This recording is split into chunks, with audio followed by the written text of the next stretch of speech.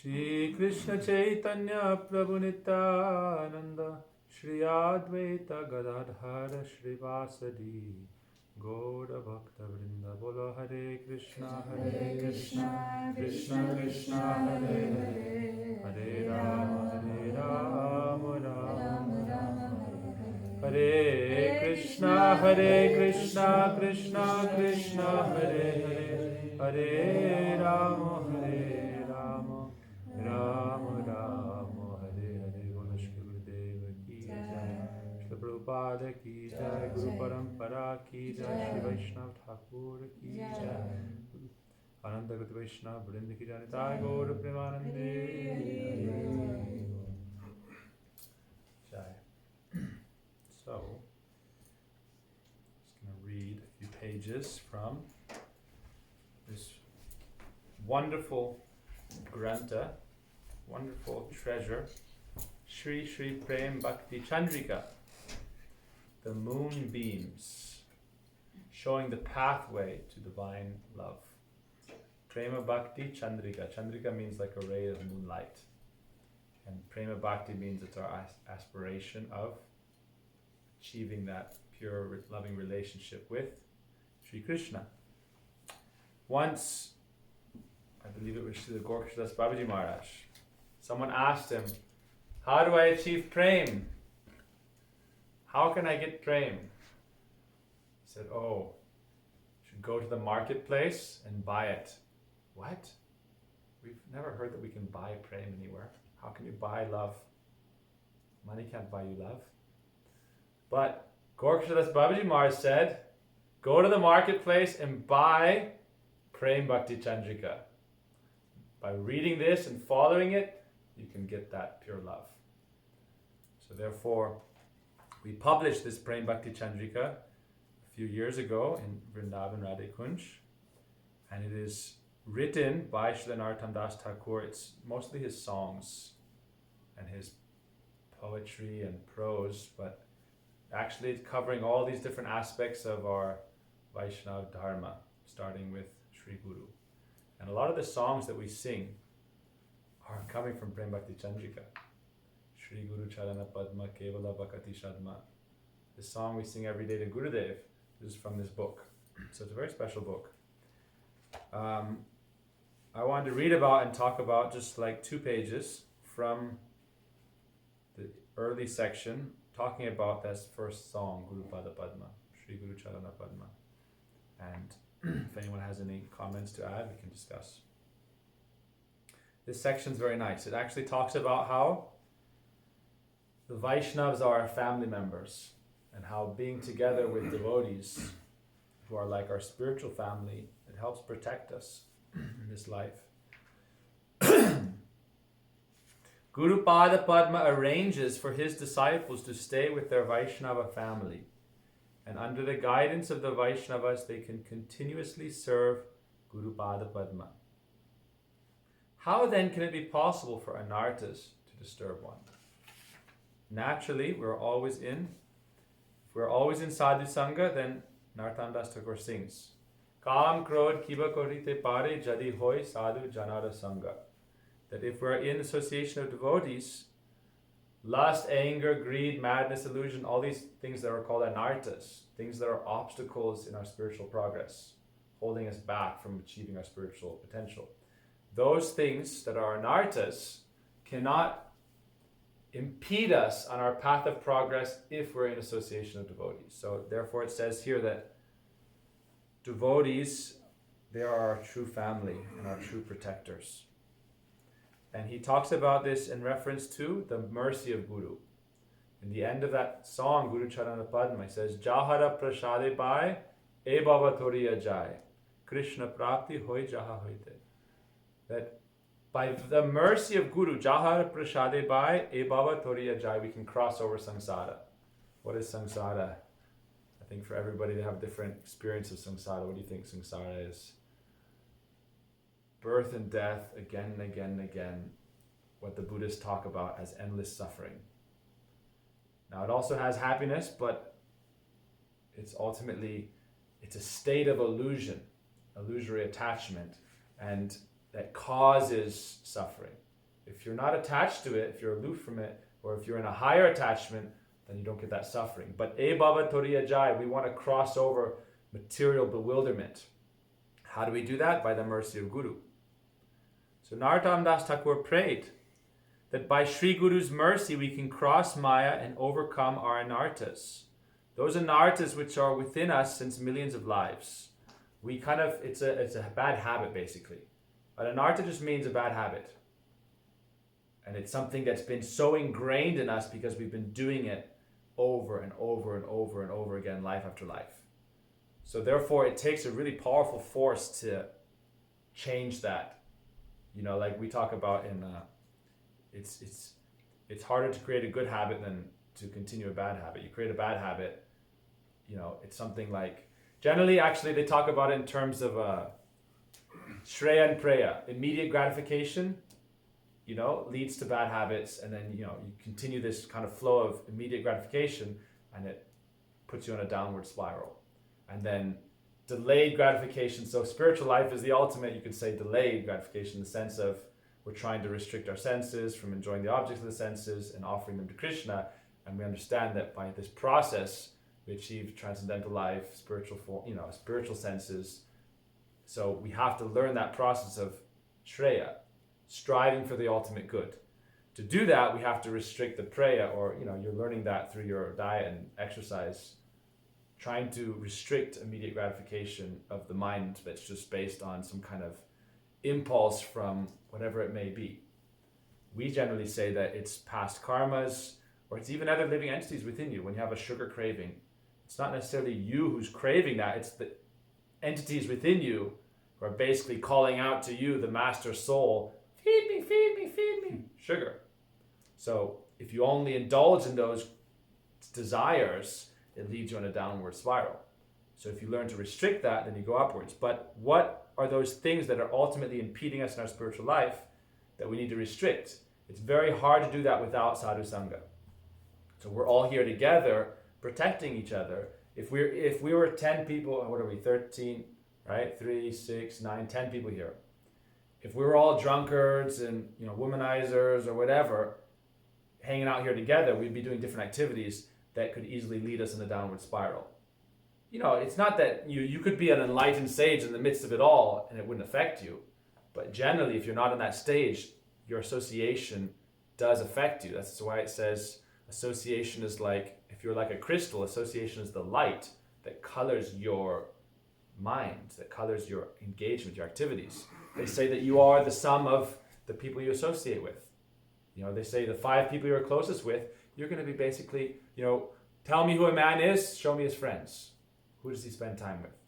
So here, Vaishnavas are saying that Guru's mercy, Jahara Prasade Bhai, manifests as the Vaishnava family.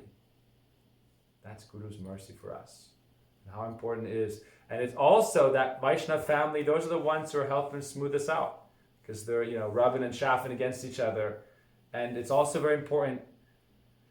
It doesn't just mean some high-class family or, like if you have brothers and sisters, some of them might rub you the wrong way. But that family is still your family. And spiritual family is more vital, because it's a higher principle, it's a higher conception than blood family. So first of all, just to understand that these are my spiritual family is a high conception. And then to be able to get over differences and faults, it's more difficult than blood family because it's like, well, your family anyway, But how can we develop this mood of mamata? We were talking about mamata before. Remember this word mamata? Mamata means mindness. Like if you can develop this mood that like, this is my temple, then naturally you're going to feel responsible or you want good things to happen to it. So if you develop this mood with Vaishnavas that this is my family, that's called mamata. This is my family. I remember I was in the mat for 16 years and it's like the first few years, your mind gravitates more towards family. And then as the years passed, because you're developing good habits, it's like, well, this is my family. Family is also my spiritual family in a sense, but really it's a higher sense of spiritual understanding. The spiritual family is the whole world. But within that, the subset is those who identify with Krishna and my Guru and that line, those are my close family. It's called Ganisht. Like one level of spiritual understanding is that everyone in the world is my family. That's a very high level of understanding. Melinda talks about that. Everyone's my family. Why should I think this person's, more important than all these people? And that's why she cares about us and does things for us. Sends us stuff and gives us stuff. Because that's a very high level of spiritual understanding. Most people don't get there. But even higher level is Ganisht. It means thick. No, this is my family. And that means selective. Who are those people that by associating with, it nurtures my attachment for the lotus feet of my Guru? Sri Guru Charane Rati Eshe Uttamagati. That gives me the highest destination. That gives me the highest wealth. That awakens my spiritual nature into its highest realism. We want spiritual realism, not like kind of sentimentalism or projection of any ideas or what we read or hear. We want spiritual realism. That means achieving realization of our actual identity in relationship to that higher realm. That's what we want. So how do we get that? Cultivating good association. And in that good association, what are we doing? It's described here that in the association of the devotees, what is our primary objective? Our primary goal is Guru Seva. Guru Bhakti is first. After that, we can understand anything else. First, we understand Guru Bhakti. It said, Yasya deve para bhaktir yata deve tathaguro tasyaite katita hyarta prakashante mahatmana. That spiritual life is mysterious. Some people think worship God. And that's spiritual life. Some people think, raise your consciousness, become a better person. That's spiritual life. Real spiritual life, it's not just worshiping God. That's actually not spiritual life. Finding that associate of Krishna, God, who has come here to help us in developing attachment for them and worshiping them. Jasya deve para bhakti. When you develop the same level of bhakti for your spirit, like pure Guru, as you have for Krishna, then all realizations will come. All spiritual realizations that come at that point. So therefore, how do we get that realization? If anyone performs Guru Puja, then very easily you will realize everything. Guru Puja.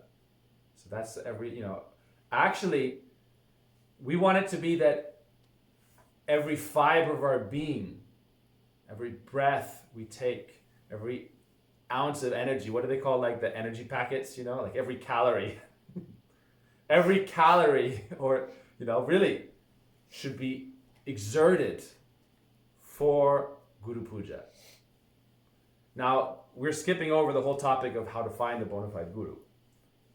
But Vaishnavas are also so merciful that it's like, what I've heard is that anyhow, have faith, that act on faith and follow the process and then see the real results. Don't follow blindly. There's a difference between blind faith and following a process with faith in it in order to judge and see the result. Act as if it's true and follow the process for some time and then see the results. That's why Swami Prabhupada calls it the science of self-realization. It's not just a blind faith process. But without faith, you can't progress on anything really. You have faith that by doing exercise, it's going to improve your life. So you do it. And you've experienced it, and therefore you continue to do it. So we're trying to develop faith. On the basis of faith, try to follow the process. And coming back to Pure Guru, Mahaprabhu or Nityananda, they are the original Guru. And so anyhow, try to come into that family of the line of Chaitanya Mahaprabhu. It's called the tree. And Madhavendra Puri, Mahaprabhu, Nityananda, they're all the trunk and the limbs of that tree. So anyhow, if you become connected to that tree in any way, you get nourishment from that life energy of the tree. So this is one of the ideas of, you could say, a liberal approach to Sri Guru. we may not be initiated by Swami Prabhupada or Srila Gurudev. But if we're connected to someone who genuinely, sincerely follows them, then we're connected to that spiritual tree, and we're like, they're the branch, and then there's a twig, and then we're a leaf on that branch, but the life energy of the tree is flowing through the tree to us and nourishing us. And so our spiritual life, as much as we can see it being nourished, then we know I'm connected to that spiritual tree. And so Guru Puja is not worship of my individual Guru per se. It's worship of Lord Nityananda. And it's worship of the entire tree of Chaitanya Mahaprabhu's mission, and that understanding that we are all connected on that tree. That is Guru Puja. And so therefore I do it directly through whoever my Guru may be, because if my Guru is genuine, my Guru doesn't tell me, worship me. Worship to my Guru is not, Gurudev writes this in his articles in Raise of the Harmonist, in Bhagavad Patrika. He says some people think Guru Puja is offering incense and a ghee lamp. And that's important. It's like, it's an expression of love. That if you don't do it, you can do all the external stuff, but you're not revalidating your love.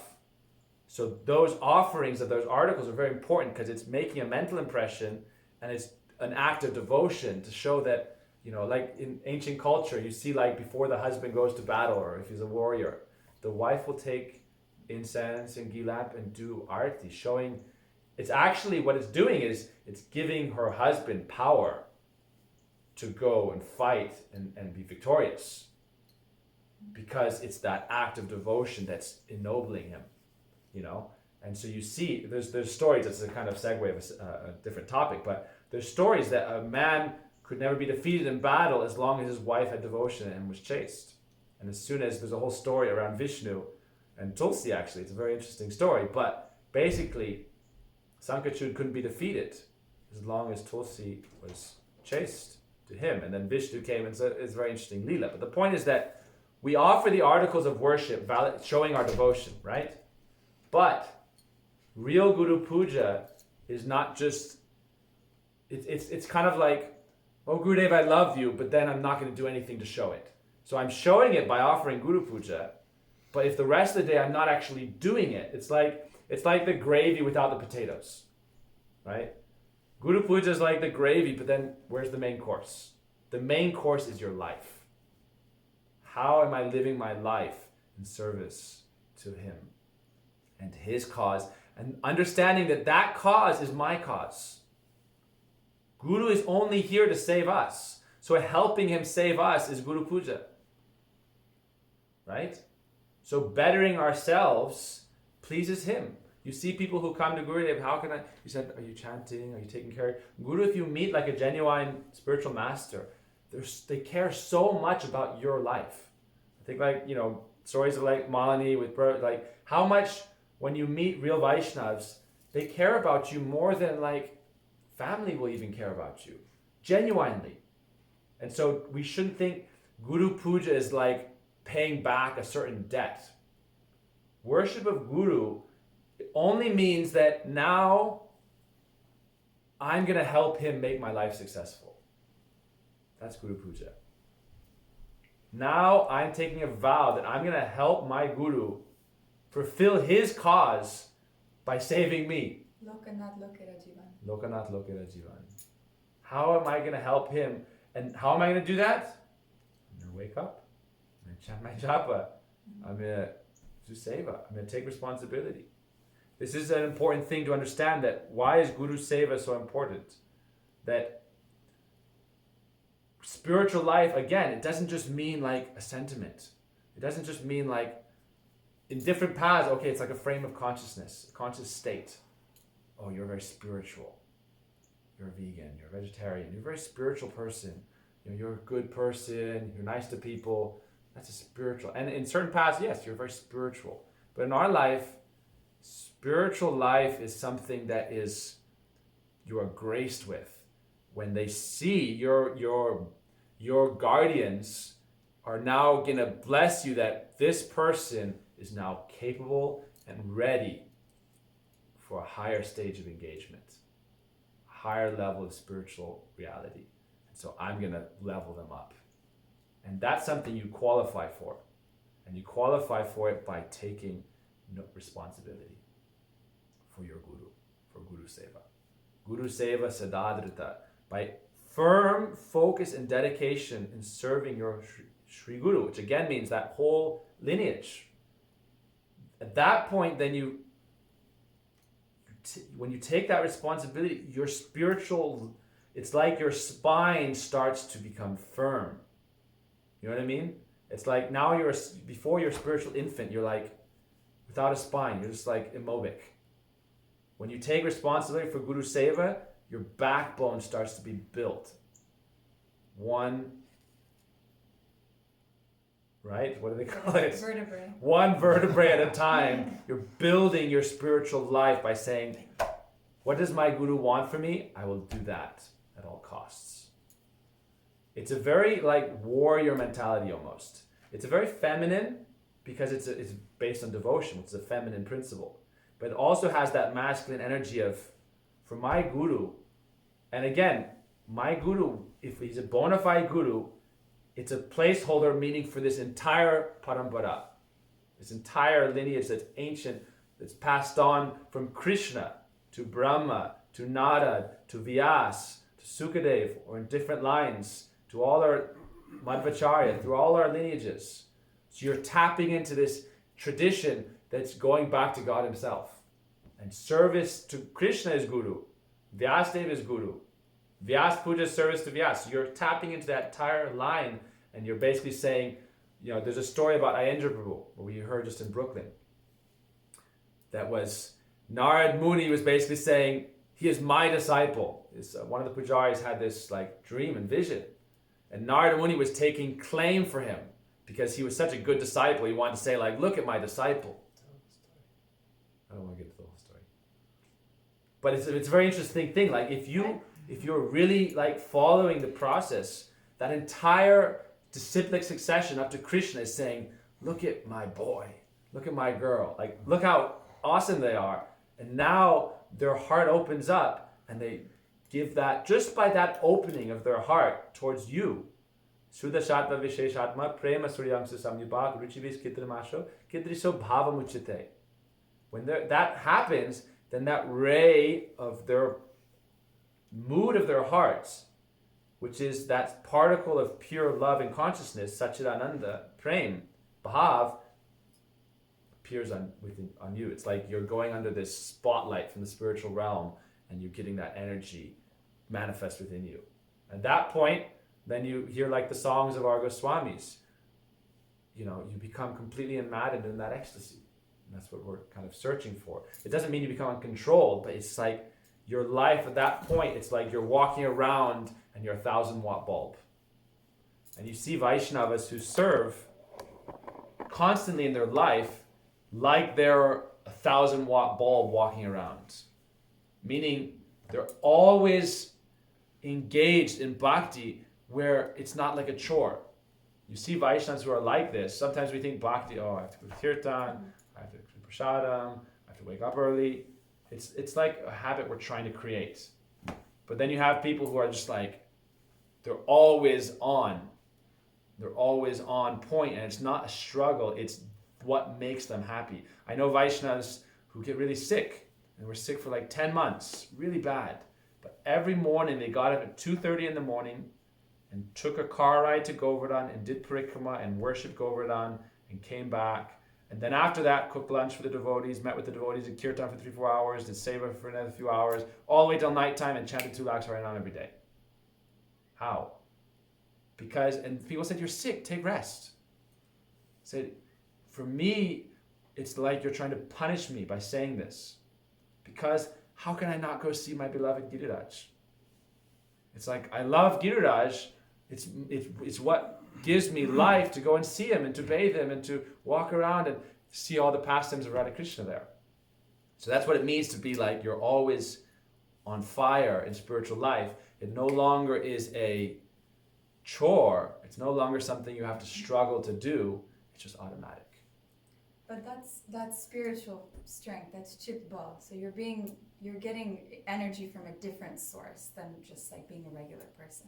Yeah. I'm just saying it can't be from ourselves. We can try to That's why pivot. I said Shuddha Sattva Vishesha Right, Atma. all right, I'm just adding to that, because one thing I wanted to say before, I know we're changing into a different gear, but when you were talking about Kam, Krodh, Lobh, I mean, I remember Srila Guridev in one class saying, you can't control Kam, you can't control Lobh, you can't control any of anger, lust.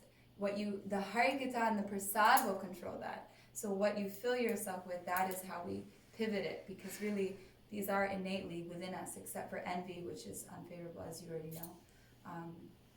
Those are within us, so it's how to transcendentally dovetail them. No, it's true. I wanted to circle back to Kam, Krodh, Lobh. Okay, That's a good point to do it. because you said That's a good point to circle back. And I said, well, we can't restrict. Yeah. We have to fill and Yeah. transform, because we can't remove that. So the example I was saying is that in good association, you don't have to fear lust and anger and greed and all these material qualities. You just have to, we want to be lusty for the right thing. We want to be greedy for the right thing. We want to be angry for the right thing. Those things, they have their positive aspects. So we have to try and, kind of subliminate them. But in Sadhu Sangha, we're protected. Even though those qualities may be there, it's described like you've unplugged the fan and it's still spinning. It was going at a high velocity, so it's still spinning, but over time it's going to slow down. And it's also described like a snake who's had its fangs taken out so it can't inject poison, still may try to bite. Kam, Krodh, Lobh, you still might try to engage that and bite people, But the poison's been removed by Guru's mercy and by Sadhu Sangha. And so it's like, continue following the process and then you're judged by the results. But the idea is trying to make gradual steps forward. Staying with devotees, learning through it, doing seva, building relationship with devotees. That is so vital. And then trying to seek out higher association. We are like, peers. And within that, we say Svajatya. Well, I was talking about spiritual family. Spiritual family means when you get into like the more intimate subset of spiritual family, because everyone's in our spiritual family, right? The whole world. But as we get closer and closer, more thick, then Svajatya Ashray Snigdha means seek out devotees who are like-minded, meaning desire this, have a similar aspiration, who are affectionate towards us and who are more advanced than us. Ashray, can give us shelter. And so by doing that, so it's like trying to help the tide rise up in the tide, rise the tide gradually towards higher association.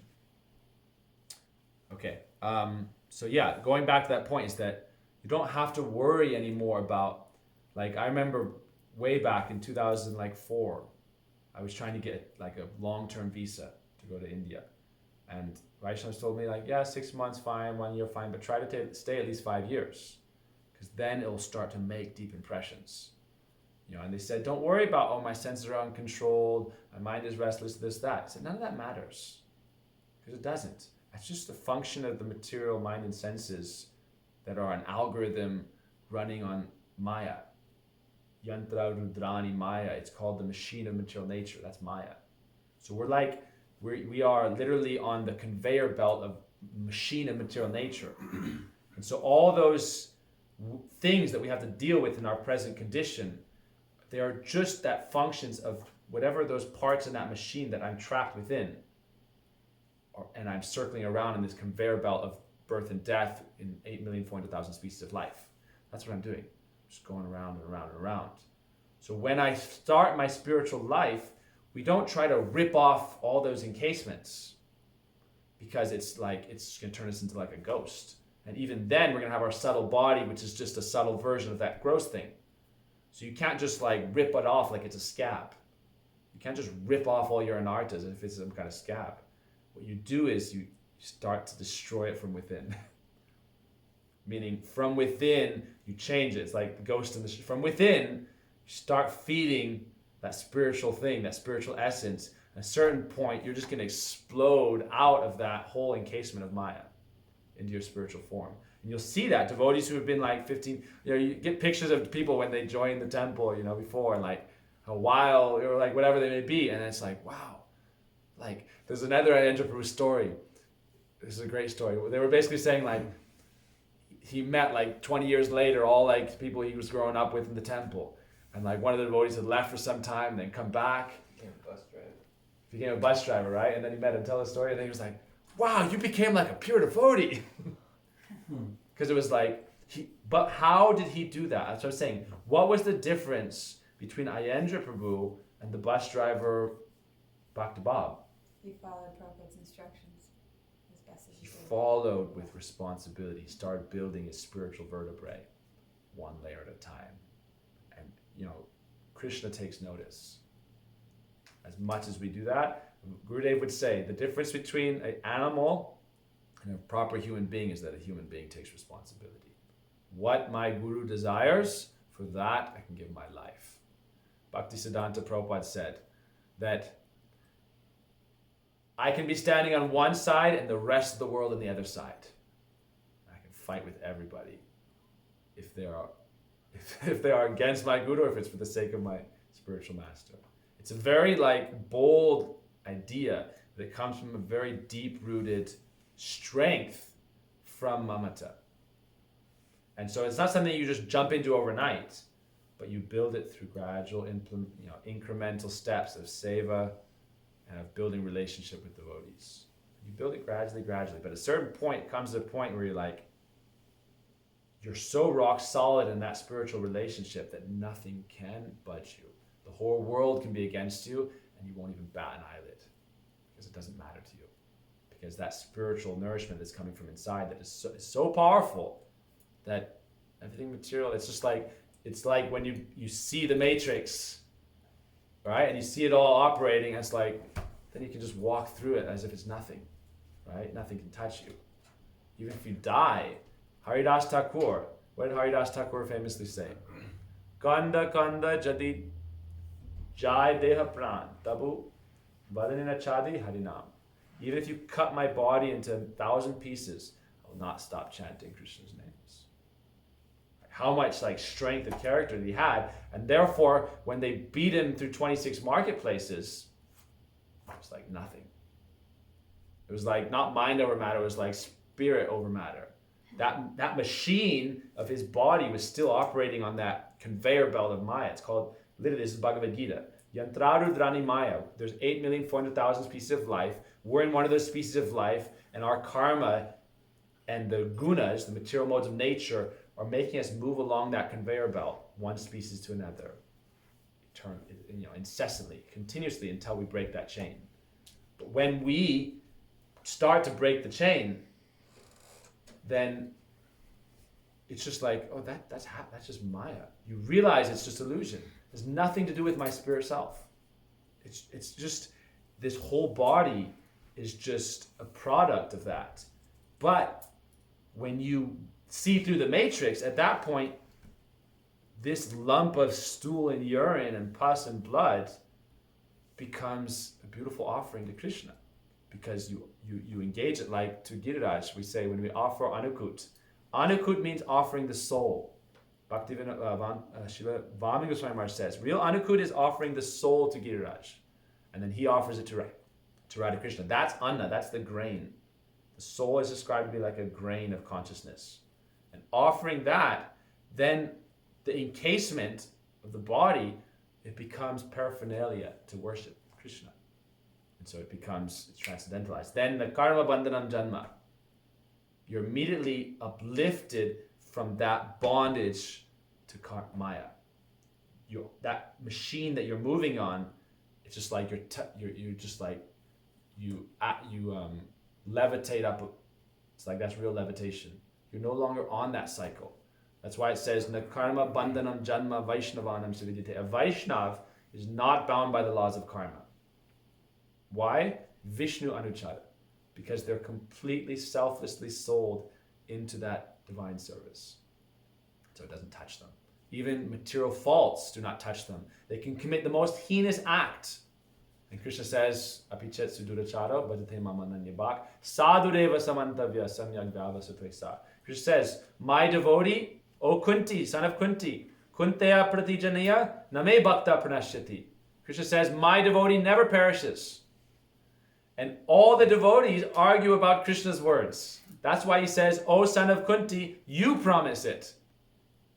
Krishna declares this in Bhagavad Gita very boldly. That's why we're talking about Kam Krodh in the beginning. Don't worry about these things. Kam Krodh Kavi Kodite Pari. They can never disturb you if you're in Sadhu Sangha. But Sadhu Sangha means Dhrida Kori Dharo Nitai Pai. Tightly catch hold of the feet of Nityananda, of Guru and Vaishnavas.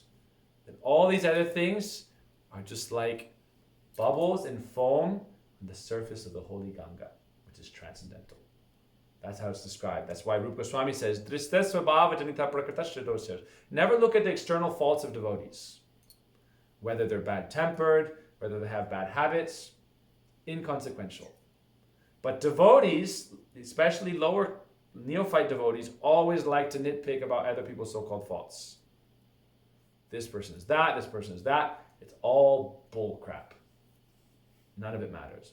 Only thing that matters is where their heart is and how much love and devotion and attachment they have for Sri Guru and Krishna. That's all that matters. Because from that point forward, everything you do in bhakti, if you have devotion, all that spiritual energy you're putting into it starts to feed the spiritual essence. And then it starts to grow as a beautiful creeper. And where does a lotus bloom? Where does it grow out from? The mud. The spiritual, that's why lotuses are so important in spiritual life, because it's a metaphor for our spiritual growth.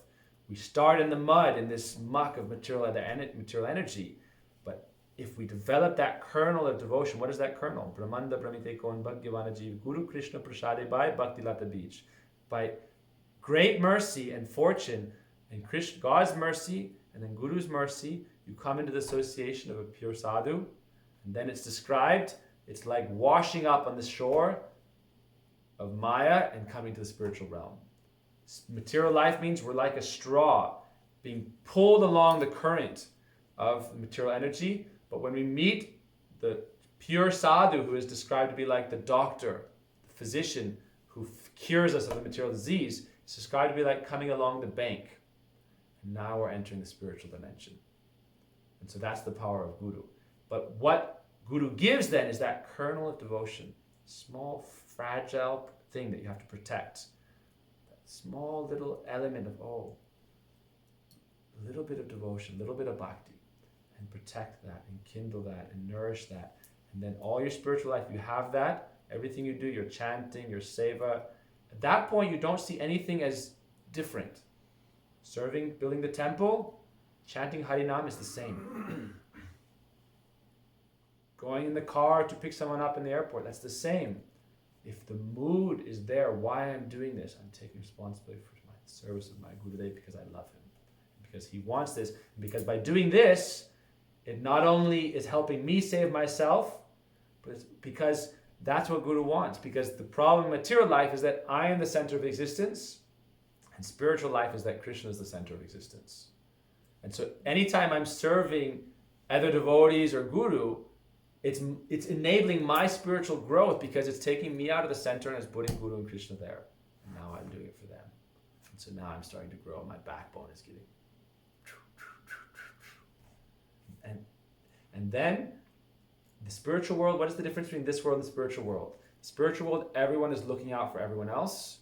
And in this world, everyone's looking out for number one. Spiritual world, everyone is thinking, how can I help? How can I serve? How can I push others forward? And that's the spiritual level of dedication. And this world is the world of exploitation.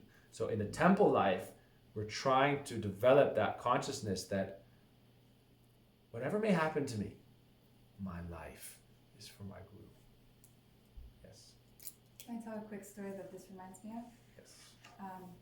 Just also with Gurudev's classes we were working on. Gurudev was telling beautiful stories of Ramanujacharya's disciples. And there's that beautiful story of this poor couple who are his disciples, and he comes to their home on the way while he's with 100 other devotees. And they're very poor and they can't host. And the husband actually is on bhiksha, begging, because they don't have any money. She doesn't even have a cloth. They share the same cloth. So Ramanuja gives her some cloth and she says, I must serve my Guru Maharaj. and there's no way she can provide for everyone. So the one thing she thinks about is there's this landlord guy that has been asking her to be with him this whole time. He's like, ditch your husband and be with me. Why are you with this loser? And she never even told her husband this, but she said, now what is the use of my chastity if I cannot serve Gurudev? So then she goes to the man and says, I'll come to you tonight, but please give me all the paraphernalia to serve my Gurudev first. And so he gave all the pots, karais, everything. She cooked so beautifully and served the devotees lunch. They took rest and then also cooked dinner. Her husband came home and was so happy, like, wow, how did you arrange all this? And she finally explained the situation, and he was very happy that she had, done this for the sake of Gurudev. Like you're saying, they're not the center. Gurudev is the center, so they're doing this all for him. And so her husband says, I will take you now tonight to this man, because it was raining, and he carried her and brought her with an umbrella to the guy's house. And she had some Mahaprasad from Ramanujacharya, and before anything, the first thing she did meeting him is she gave him the prasad. And that changed his heart. And so nothing happened, but he ultimately said, who brought you? How you're dry, who brought you as a storm? And she said, my husband. And right then, because he had taken the prasad, his mind was completely changed. He started bawling his eyes. I fell on the floor, and he says, you must take me to your Guru Maharaj, and I must take shelter of your Guru Maharaj. I've done a heinous, offense. So just the idea of just reminding me of you're not the center, and even any quality can be used in the, Sarva Dharma Parityaja. It's dharma or adharma, everything is for Guru Seva. Whatever Krishna desires, Guru desires, that is what is the call, what's the needed thing. So that story is very... It's a powerful, heavy story, and it's one of the stories that story. Gurudev always tells about Ramanujacharya. Yeah. Like his disciple, how they were really ready to go, to really sacrifice. And it's actually one of the things that is he glorified the gopis. Yeah. Like, Abhitaktva dharma. Like they were ready to give up dharma adharma just because Krishna does it. Like they had that understanding that this was pleasing to Krishna. Anyhow, a lot of interesting topics. I'll read one more paragraph or so, and then we can stop. And it kind of circles back. I mean, there's so many beautiful things here, but how will anarthas go? Anartha means anything. I'll give you the definition of anartha. So I'll ask you this one tomorrow, Yashoda. Great. Okay? Anartha. Anartha means the opposite of artha. And artha means wealth. So this is a literal Sanskrit. So we use like anartha for everything that's bad. Like, oh, so many anarthas. Like that person has so many anarthas. It means like all that crap that's holding you back in your spiritual life. But what it means is non-wealth. So we say artha is spiritual life. Real wealth is the highest wealth, paramartha, which is ultimately divine love for Krishna, pure love. And so anartha is everything that is holding you back from achieving that. Everything that's keeping you from being spiritually wealthy, right? Everything that's keeping you in the red in spiritual wealth. It's like everything that's helping you bleed out and keeping you in the red, all right? So if you want to become spiritually wealthy, we got to think, how will I get rid of those things that are just constantly, it's like ballast that's holding me down in the water. I want to get out, but I'm anchored down. So how will anarthas go? I'll just read the sentence before that. Guru Pada Padma is Vatsalya Matrikoti. His affection for his own followers is more than that of millions of mothers, and he arranges to take care of all his followers.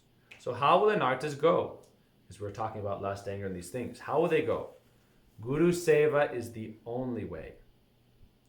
A mother always has love for her children, even if they are dirty. She will wash, clean, and dress them, massage and take them in her lap. She always cares for her children. Any child without a mother is an orphan, and no one looks after them.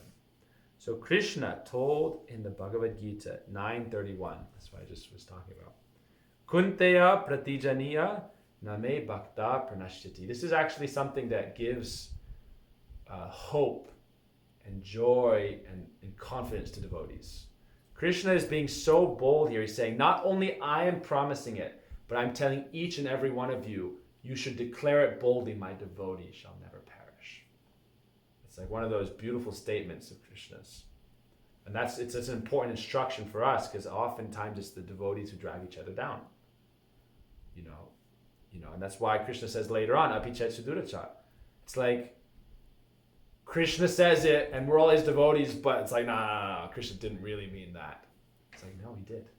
He actually did, because that's all Maya. That's nothing to do with the soul. And we're trying to blossom out of that muck. And we all have different versions of that muck in us. But that's not us. That's just the Maya encasement. That's just us. That's the machine of material energy that wrapped up in the karmas and the modes of material nature, sattva, rajas, all that stuff mixed up together is our body. When our karma runs out with this body, we die. And then we get a new body according to the karmas we performed in this life. That's the system. So to get out of that system the only way is Guru Seva. And therefore Krishna says, my devotees shall never perish. Take care of my devotees. They are not fallen. Protect them. So we'll stop with that. Guru Padma arranges for his disciples to stay with their Vaishnava family. So it goes back to the beginning. And I was thinking like, I wish we could class. I'm kind of tired and everything. And I was like, opened it up. Okay, here you go.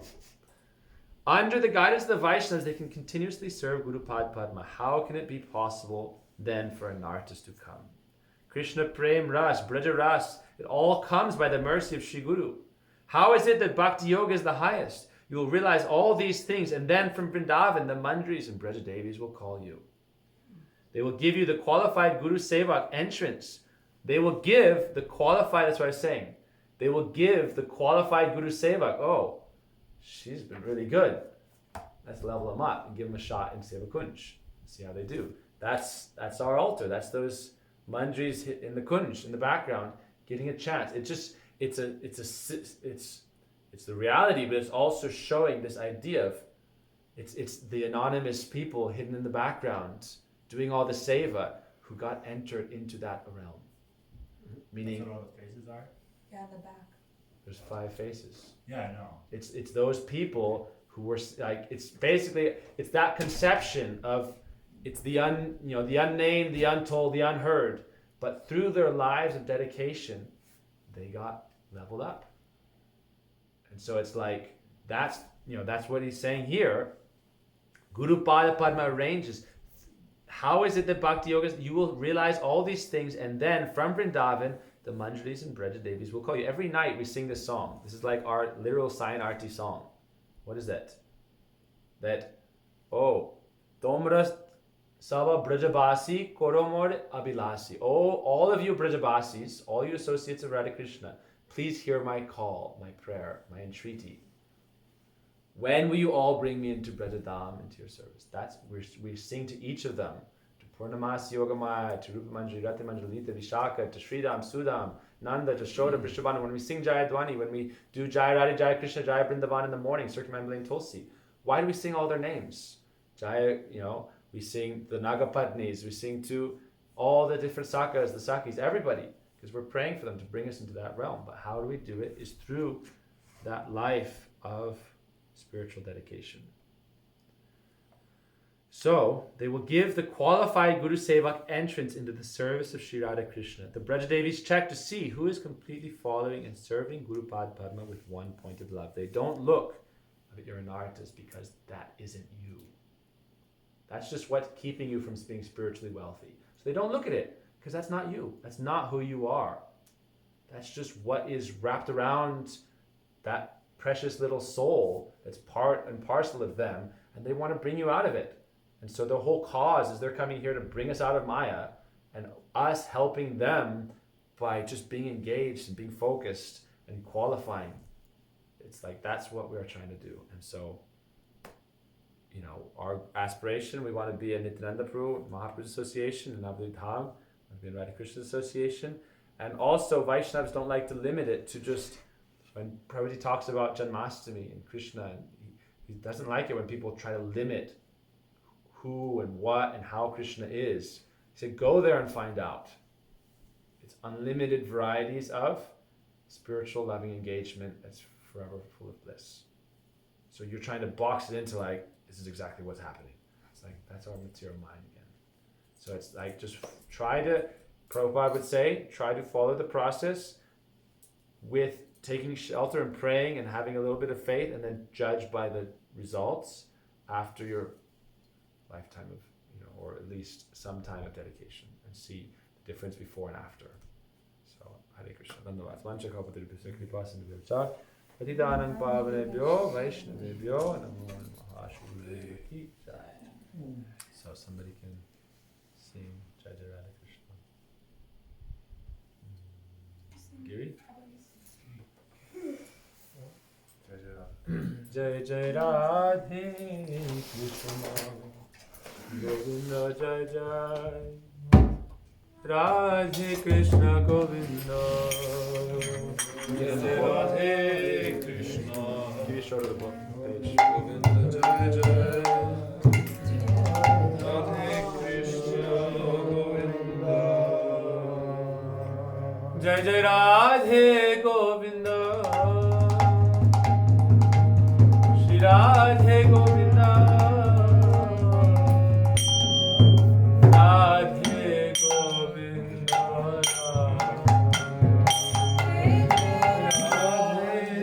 Govinda